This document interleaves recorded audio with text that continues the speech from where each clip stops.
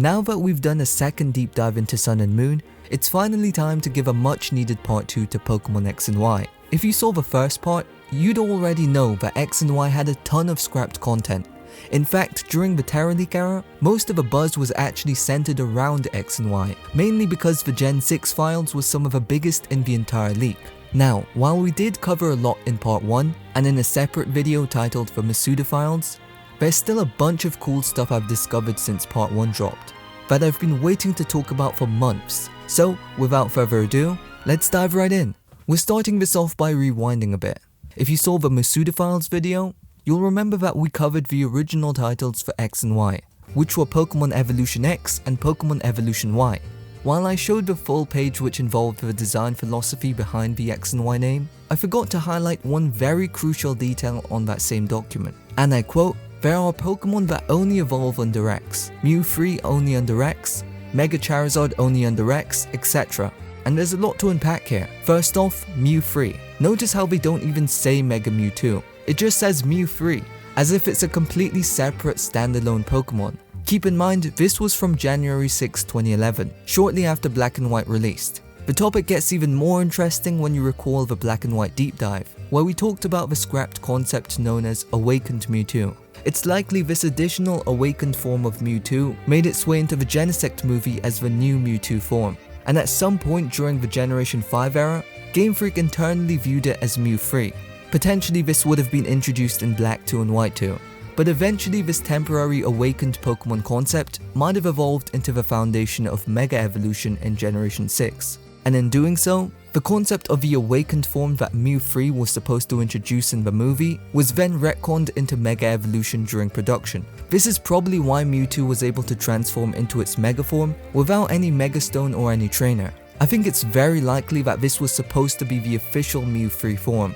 Moving on, the document also only lists Mega Charizard and Mewthree as examples, and coincidentally, these are the only two Pokemon in the final game that have dual Mega Evolutions, one for X and one for Y. The fact these are listed as examples for the concept of X and Y Mega Evolution could suggest that maybe one of the ideas was that every Mega Evolution had two alternate forms. And on that note, we enter the scrapped Mega Evolution designs. What you're seeing right now are the earliest concept sketches for Mega Charizard, and these designs are completely over the top, many of which looking alien. The wings are massive and exaggerated, some have this almost engine-like vibe around the tail, which makes Charizard feel more like a jet than a Pokemon. One sketch even shows Charizard unleashing a punchy blast, almost like it's propelling itself forward at crazy speed, which is such a sick concept. The color flames also vary, some red and some blue, and while the dual evolution idea isn't explicitly stated, take a close look. One Charizard has an X-shaped mark around its mouth, and another has a shape resembling an upside down Y. Interesting detail to note. And here's the Mega Blastoise concepts, and they might be my favorite of the scrapped Mega designs. Again, over-designed and very over the top, but all these designs are just so good. You still have the cannons from the final game, but the body shapes are what stand out. I love the mustache it has too. And again, maybe I'm reading too deep into this, but I do spot some distinct X and Y shaped motifs in a few of the sketches. Could hint at dual Megas, could not. There's also Mega Venusaur, which has my least favorite Mega designs. It kind of just looks like an over-designed frog, which I'm not a fan of at all. This one is probably my favorite though. And again, I could be reading deep into this, but maybe there's an X design going on here too. And finally we have Mega Mewtwo X and Mega Mewtwo Y. Mega Mewtwo Y is very close to the final design. I'd guess these sketches might even be shiny variants. Out of all these Mega designs, Mega Mewtwo Y stayed the closest to its final design, which makes sense as it was probably the first finalized Mega design. I love that it's the only piece from this list of scrap designs that still holds the original alien-like design philosophies that the designer created at the time. It just adds so much more legacy and history behind it, knowing that there were so many other Pokemon with the same design philosophies that were scrapped. On the other hand, Mewtwo X just looked like Frieza. It still has that freakish alien vibe that Y has, but a different build overall. It's cool, but personally I think the final version looks way better. And that's about it for the scrapped Mega designs. Let me know which ones you like the most. Also finally coming off of Masuda Files, In that video, we talked about a scrapped feature called AR Battles, a feature where you'd scan in Pokemon and battle others in real life. There's actually a developmental image of this feature showing what it would have looked like. Besides the Masuda files, there's also a huge collection of documents with various designs, concepts, and ideas from X and Y's development. So let's dive into it, starting with a series of ideas for Generation 6. First up, there was an idea to create Pokemon whose colors changed depending on your Wi-Fi region. So if you caught a Pancham in Europe, it would look different from one caught in the US, and you'd need to trade across the world to collect every variant. But building on this feature, another idea read, when you take a Pokemon caught in your own country to another country, or trade it, it will evolve into a Pokemon unique to that country, which is literally the basis of Alolan regional forms, but an IRL version. I'm kind of glad they didn't do this for the mainline games, but I could see some kind of regional variant form introduced in Pokemon Go, if they haven't already done that. Another idea was for the variety of Pokemon patterns, which was to make Pokemon patterns and colors completely random, kind of like how shiny Pokemon were, so that everyone would have a different Pokemon. Another idea was friend fishing. When you release a Pokemon you caught and used for a period of time, there's a possibility it would return in your friend's game. This mechanic would allow released Pokemon to come back to you in some way. And following up on this idea, when you release a Pokemon, it would return in an evolved state after a while, like a scenario right out of the anime. One thing I do wonder is, how would you recognize it's the same one? Would there be a special message? Or maybe the Pokemon retains a design quirk or personalization you gave it. That's a mechanic with so much storytelling potential, and I wish they had explored it more. There's also an incredibly lengthy breakdown of an Animal Crossing feature for X and Y, and I gotta say, it sounds like a pretty ambitious concept. So basically you'd be able to place trees on the map, which you could climb on, and even build tree houses at the top, encounter bird and squirrel Pokemon, harvest berries, and make it a small adventure facility.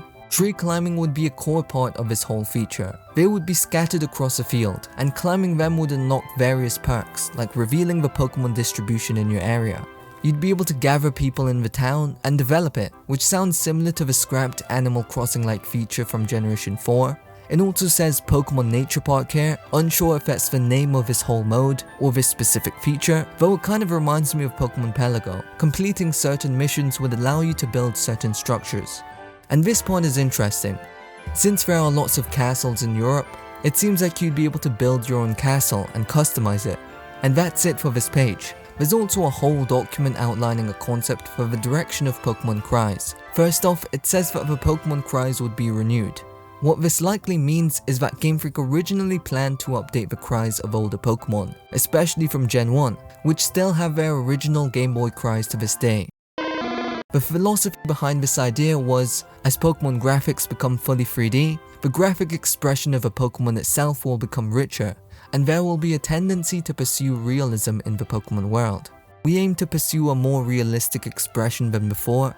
We came up with the idea of incorporating the cries from the anime into the game. Of course, the only Pokemon that actually got this treatment in Gen 6 was Pikachu, as the cry was updated to match the anime. Moving away from the electronic sounds made with Game Boy sound, which have been carried over from the Red and Green era. Honestly, this makes a lot of sense. To me, it always seemed like a no-brainer to update the Pokemon cries to match the anime.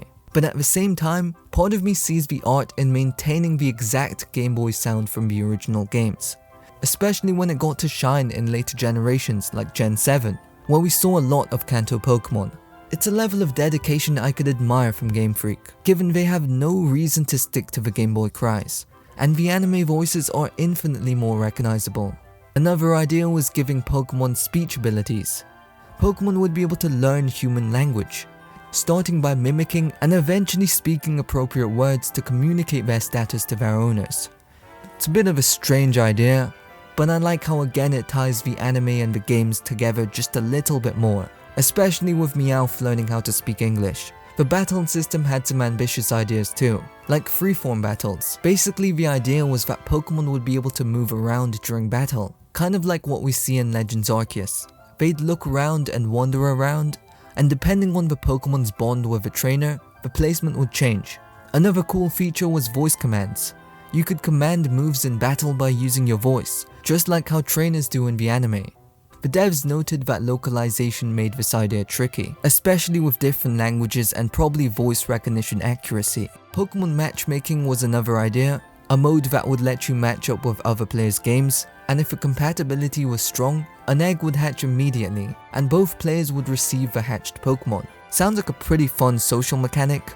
I feel like it would be so much better if the egg would hatch into any Pokémon from the national dex, legendaries included. Hope you're listening to this, Pokémon. The Rotom electrical appliance idea is here too, which we covered in the Masuda files, implying the idea was discussed among multiple developers. Also, a more in-depth breakdown of the AR catching system is here too. Pokémon syncing was another brilliant idea. This would let you sync your current Pokédex with your Pokédex from a previous game. They would set restrictions on this feature, such as only being able to use it once. Also an idea for conducting Pokémon with a Wii remote. This project involved connecting the Wii remote to the 3DS and using it like a conductor to play music with your Pokémon. Now, as far as I know, the 3DS didn't even support Wii remote input. Assuming this idea came from sometime in 2010, it could suggest that this was a scrapped feature for the 3DS. The next point is pretty fascinating. Just 5 days after Pokémon Black and White released in Japan, a meeting was held at Game Freak headquarters, and let me tell you, it shows how seriously they took the backlash. What happened? I believe we should ask how it happened instead. Abroad fans are not liking the lack of old Pokémon, but we got a perfect score in Famitsu. Pokémon is not a local game that is translated for the world. It's a worldwide game now. It was our mistake to forget that young, international people have access to the internet. So the focus in this meeting is the Western criticisms of the Black and White games. This was around the time when Game Freak realized that Western fans were online, reading leaks, and voicing opinions loudly. This probably explains why Gen 6 had a worldwide release. We had a lot of complaints during development that the Dream World was too difficult for overseas fans to use. For Beauty, we will need to step down and bring a lot of old Pokémon back. I'm not sure if we have time. We are finishing Kanto models now. We need massive changes in development for Beauty. You said we were working with fusions. We will use that to test the fanbase reception. The concept of temporary fusion in battle, I'm afraid that will be our end. That's why we need to choose which Pokémon will get one thoroughly. Let's stick to the Japan ones, since New York Pokémon need a rest. Yes, people will like a Dragon-type Lizardon, but I'm not sure they will like Stone-type Enbuo. So more fusion for New York? Yes, cancel. Let's stick to Lucario, Absol, and etc. So this part is about perceiving what the Pokémon fanbase wanted at the time. At the top is a little bit on the Dream World, and how it apparently seemed difficult for overseas fans to use. I never used the Dream World, so I have no comment here. If anyone in the comments can make sense of this part, please let me know. But regarding the rest of this, the general consensus seems that Game Freak were aware of the criticisms regarding the designs for Unova Pokémon. I remember one of the biggest criticisms about Black and White when it released were the designs of new Pokémon, and it seems that Game Freak regret the idea of only including Unova Pokémon in the base Black and White, which is kind of a shame. I always liked how bold the decision was, but I understand where they're coming from. Due to this regret, they made it a clear mission to include lots of familiar Pokémon in X and Y, which is probably why we had stuff like the Kanto starter choice, as well as various spotlights on previous gen Pokémon. I also think it's interesting how they refer to Japan Pokémon as a unit, citing references like Lucario, Absol, and etc., while New York Pokémon as its own thing. And about New York reception, I'm afraid we will have to put old Pokémon in the sequels and skip the new ones, but we already have a number of Pokémon drawn. They will be for Beauty. Skip New York. We cannot have any region with bad reception. The brand requires all the regions to be liked by people. This part is huge because they straight up admit that they decided to prioritize old Pokémon over newly designed ones, just off a backlash. This is the reason why Gen 6 to 8 had a noticeable drop in new Pokémon. Simply because Gen 5's experiment with all new Pokémon didn't work. While one developer said we already had a number of Pokémon drawn, likely meaning 3D models, another developer flat out said to skip New York, which is referring to Unova Pokémon. It really seems they wanted to distance Generation 6 from Black and White and remove as much as Unova's influence as possible, which probably screwed with a lot of the plans of crossing over Gen 5 with Gen 6. So postpone the Fusion Mewtwo movie? We can use it in Beauty. I'm afraid the fusion concept 2 times in a row is a bad idea. We should vote. Before voting, do you think a T-Rex fits in Beauty?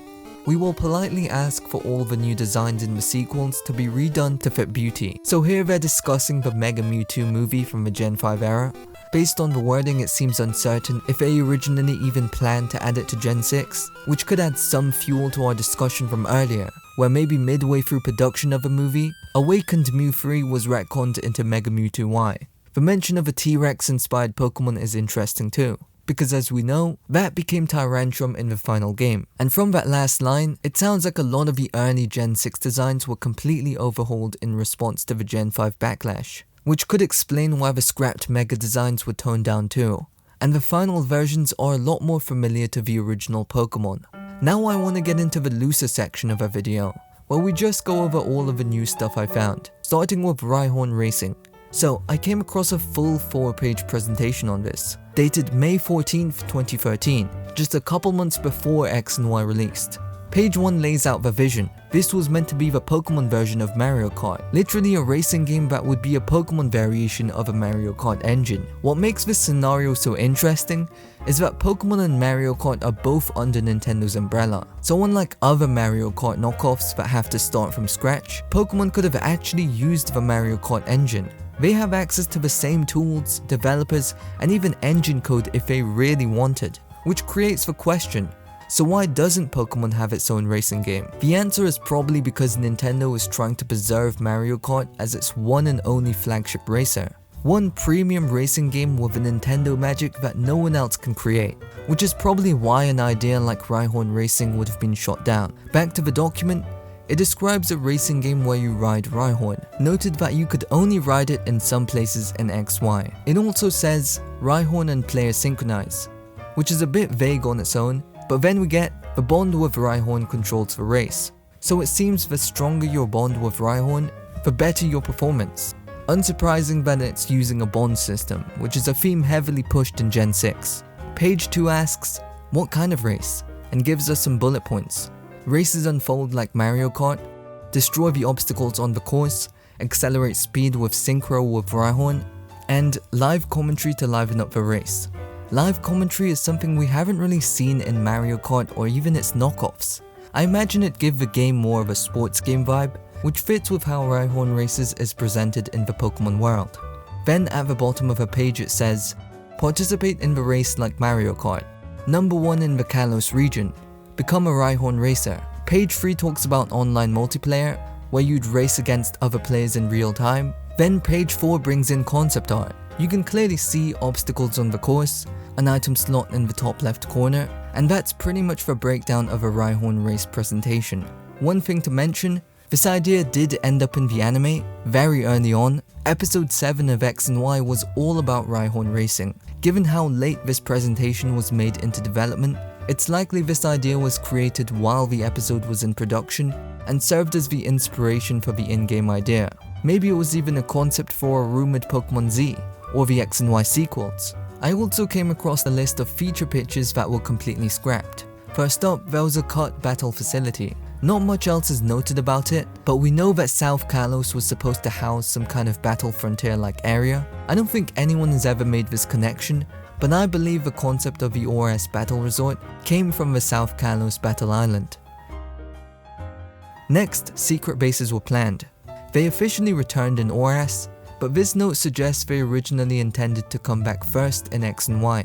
Then we've got something about the Dream World, which was supposed to return in some form. Specifically, there was a planned Dream World related event that would explain the workings behind the Dream World in-game. The most fascinating one though, is a concept that suggests Generations 5 and 6 was supposed to have a lore campaign that lasted several years tying the games together, as well as set up stuff that tied into future games.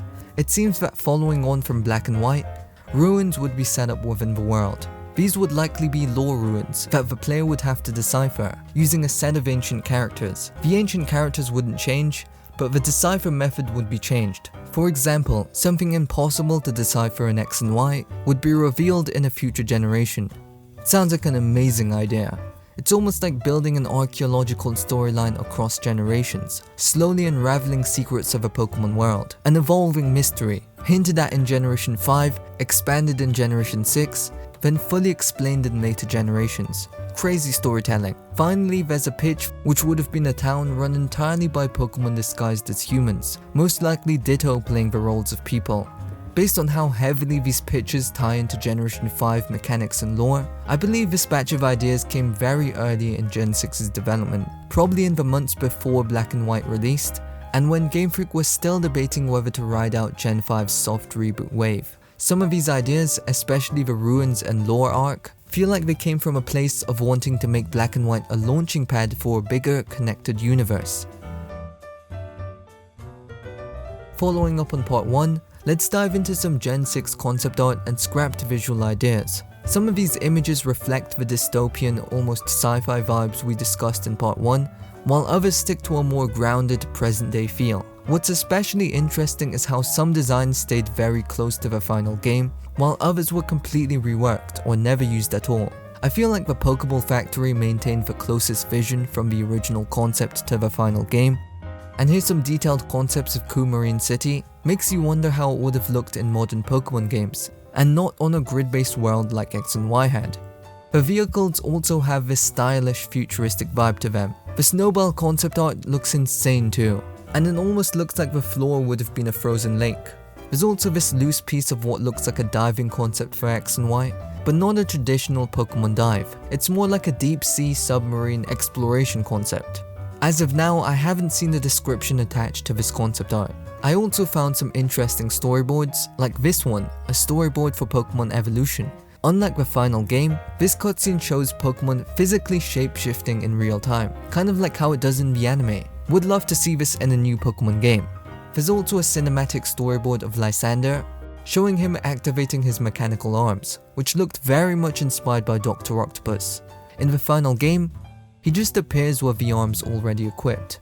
And even then, the design was toned down. The claws look more like floating bugs in the final game. There's also concept art of Calum with a goatee, less than a year before the game's released. There's even an in-game mock-up, and apparently, the look was inspired by Johnny Depp. Throwing styles were originally planned for X and Y too, a feature that didn't appear until Sun and Moon. A mock-up was even made, showing you that different NPCs would teach you different throwing animations. Also this image of a Beta Calum model, showing one of the many art directions they tried for the player character. And finally we have a video from one of the earliest 2010 prototype builds, showing us a co-op proof of concept. A feature like this wouldn't debut until the Let's Go games.